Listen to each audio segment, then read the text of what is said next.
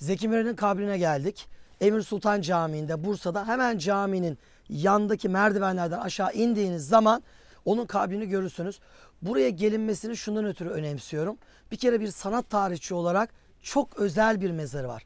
Bu babasına ait kabir, bu da kendisine ait kabir. Size mezar taşının üslubu, şekli, şemali, özellikle bu sütunlar, bu kündekari formlarla süslü olan kubbeler, tunç kubbeler, bunları anlatacağım. Çünkü hakikaten şu etrafa bakın ya, bunlar mezar taşı mı? Ya burada yatanlar Müslüman mı, gayrimüslim mi? Kadın mı, erkek mi? Mesleğine, meşrebine. Anlayabiliyor musunuz yazıyı okumadan? Anlamıyorsunuz. Çirkin. Halbuki bizde mezar taşı orada yatanın her şeyini anlatır. Baktığınız zaman şu arkalarda Osmanlı döneminden yığınla mezar taşı var. Sarıklar, kavuklar, fesler, kadınların hotozları, mezar taşındaki takılar, kadın takıları, neler neler. Yani son dönemdeki bu yozlaşmışlığımız mezar taşlarımıza o kadar yansımış ki. Ama bu çirkinlik içerisinde şu gördüğünüz kabir fevkalade güzel. Ya resmen Mimar Sinan kokuyor burası. 16. yüzyıl Osmanlı. Şu palmetlere bakın, şu mukarnaslara bakın. Şu gördüğünüz 7'li 8'li sütun başlıklarına bakın. Yani bunları ben size anlatacağım. Ama bunları anlatmadan Zeki Müren'in mezarının üslubunun şahsına, detaylarına girmeden önce biraz da hayatından bahsetmek istiyorum.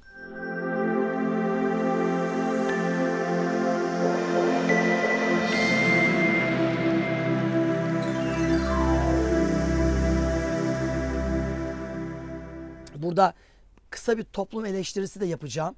Biliyorsunuz Barış Manço'nun bizim insanlarımız yıllarca saçına taktı. Yıllarca. Saçından dolayı onu cehennemlik ilan etti bir sürü insan. Halbuki azıcık Osmanlı'ya baksalardı, asırlarca Osmanlı'da erkeklerin uzun saç bırakması adetti. Tarikat şeyhleri vardı beline kadar saçı olan. Efeler vardı, saçlı efeler. Ne bileyim, Osmanlı'da renkli kıyafet giyen bir sürü asker vardı, yetkili vardı. Ama sonra biz Avrupalılaşıp saçları kısalttık. Siyahlar, griler giydik. Sonra uzun saçlı, renkli giyinen erkekleri tükaka ettik. Sanki Kur'an'da yazıyormuş gibi cehennemlik ilan ettik. Yani Barış Manço'nun saçına taktığımız gibi Zeki Müren'in de bir takım hal ve tavırlarına, kıyafetlerine taktık. Bakın şu an bunu burada tartışmıyorum kabrinin başında.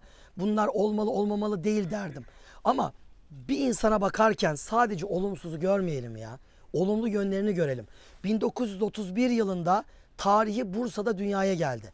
Anne babası Üsküplüydü. Yani Balkan göçmeniydiler aslında. Oturduğu mahallede komşular onun hem annesinin hem de dedesinin sesinin muhteşemliğini anlata bitiremiyorlarmış. Demek ki ırsi geliyor oradan, yani o gırtlak. Çocukluk yaşlarında ilkokulu ve ortaokulu Bursa'da okuyor. Bursa'da okuduğu yıllarda öğretmenleri onun sesinin harikalığını anında keşfediyorlar ve okul müsamerelerinde vazife almaya başlıyor. Tabii ki şarkılarıyla beraber. Liseyi ille de İstanbul'da okumak istiyor. Bir İstanbul hayranlığı var o günlerde.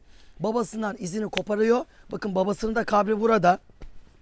Aynı şekilde babasının kabri böyle değildi. Zeki Müren'in kabrini yaparken onun bütün mirasını bıraktığı 2 vakıf bu mezar yaptılar zaten. Babasının da kabrini düzelttiler. Burada metfun mezar taşına da yazıyor. 1970 vefatlı. Babası da izin veriyor. İstanbul'a gidiyor ve İstanbul'da liseyi okuyor. Daha sonra bugünkü Mimar Sinan Üniversitesi'nde eğitim görüyor ve üniversiteyi de birincilikle bitiriyor. 1950 yılında TRT bir yarışma açıyor. Ses sanatçısı alacak. 200'e yakın insan başvuruyor.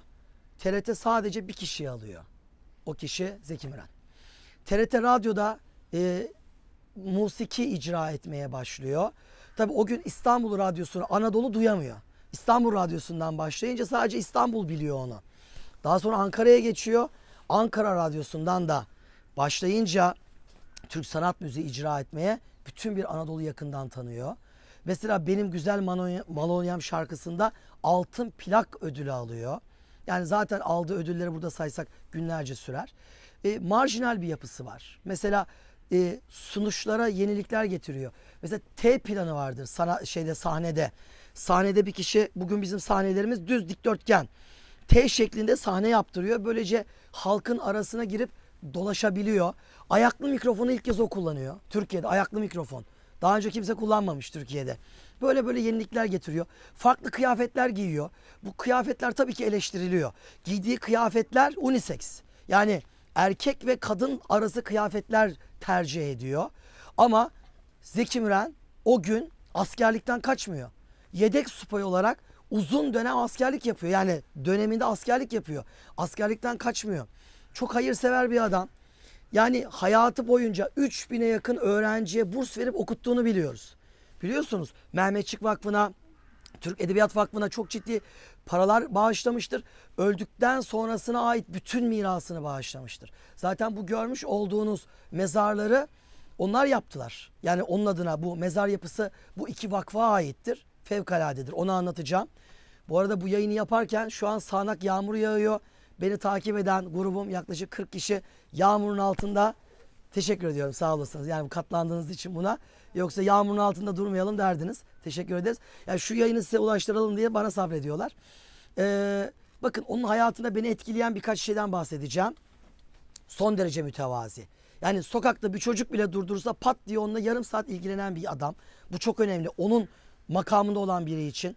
Siyasete hiç bulaşmamış. Bu yönü çok özel. Sanatçı herkesi kucaklamalı. Mesela Müslüm Gürses. Burada kendimi eleştireyim. İnanın filmini izleyene kadar bende bir ön yargı var. Ama Müslüm Gürses'in şarkıları dinlenir mi? Diyordum ben bunu. Filmini izledim. Hayran kaldım adama. Düşünün. Türkiye'de en çok albüm yapan adam. Yani 100'e yakın filmde oynamış bir adam. Paraya para demiyor. Kendinden 20 yaş büyük bir hanımla evli ve ömür boyu ona sadık. Kaç kişi bunu yapar? Müslüm Gürses'le aynı ayarda olan arabesk sanatçıları, isimlerini burada vermeyeyim. Adamların biliyorsunuz değil mi hayatlarını? Yani adam adammış ya. Ve Müslüm Gürses o 80'li yıllarda darbe Türkiye'sinde tükaka edilirken Müslüm Gürses'i izlemeye gidiyor. Sahneye çıkıyor. Ben sizi çok beğeniyorum diyor. Hani filmini izleyip herkes Müslüm Gürses'i sever. O yıllarda darbe dönemi tükaka yapılırken kalkıp ona sahip çıkması Zeki Müren'in bize çok farklı bir yönünü gösteriyor. Selda Bağcan, sol görüşlü bir sanatçı. O günlerde hapse atılıyor. Düşünün Zeki Müren zirvede duran biri. Sol görüşlü biri değil. Siyasi bir görüşü yok. Böyle bir tavrı da yok. Ama hapse düşen bir sanatçıya destek veriyor. O gün herkes kaçarken hapse girdi diye destek veriyor. Bu çok önemli bir duruş. Baktığınız zaman. Ve Zeki Müren 1996 yılında aramızdan ayrılıyor.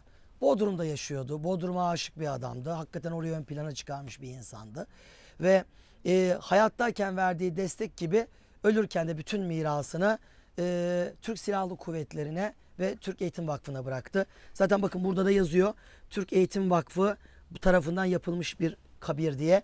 Mezar taşından, mezarından biraz bahsetmek istiyorum, yapısından. Bursa'da biz bugün sizinle beraber Sultan II. Murat'ın Muradiye Külliyesi'ne gideceğiz inşallah. Fatih'in babası. II. Murat'ın türbesinin kapısında bir saçak var. O saçağın altına girip şöyle baktığınız zaman ne göreceksiniz biliyor musunuz? Şu kubbeyi göreceksiniz. Biz buna kündekâri diyoruz. Yani geometrik farklı desenlerin iç içe girmiş hali. Muhteşem bir sanat. Tunç'tan bu. Tunç'tan bir şekilde iki kubbeli, Zeki Müren'e bir kubbeli babasına, Kaya Bey'e böyle bir kabir yapıldı. Sütun başlıklarına bakın. 7'li 8'li. Kur'an-ı Kerim okuyorsanız bilirsiniz. Arapça harfleri işte 7 rakamı V şeklindedir. 8 rakamı ters V'dir. Bunlar böyle dudak dudağa geldi mi baklava dilimi olur. Osmanlı'da buna baklava dilimli ya da 7'li 8'li denir. Mimar Sinan birçok eserinde bunu kullanmıştır. Baklava dilimli sütun başlıkları var. 16. yüzyıl Osmanlısı.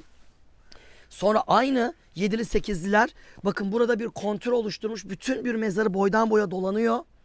Mezar taşına bakın nasıl güzel. Palmetlere bakın. Muhteşem bir şekilde etrafı dolanıyor. Mukarnas.